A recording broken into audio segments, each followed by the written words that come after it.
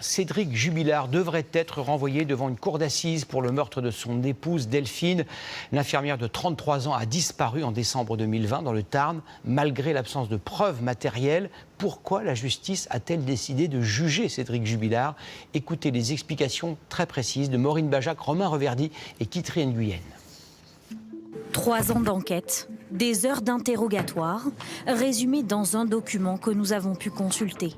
61 pages d'investigation dans leurs moindres détails et une conviction pour les magistrats.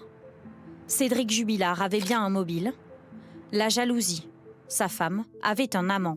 Son désir de lui faire la misère et surtout de la tuer démontre à quel point la situation était insupportable pour Cédric Jubilard. Pour les magistrats, ce salon, c'est une scène de crime. Une dispute entre Cédric et Delphine Jubilard aurait éclaté le 15 décembre 2020.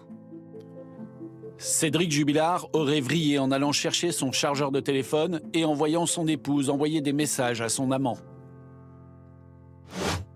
Un scénario confirmé par l'enfant du couple, mais aussi les lunettes brisées de Delphine et des traces retrouvées sur Cédric Jubilard lui-même. Le haut du pyjama comporte une trace de sang appartenant à Delphine. Cet élément peut être mis en parallèle avec des lésions présentées par Cédric Jubilard. Autre découverte, Cédric Jubilard aurait intentionnellement bloqué la géolocalisation de son téléphone selon les juges. Contactés, ses avocats vont faire appel de ce renvoi devant la cour d'assises. Delphine Jubilard avait 33 ans.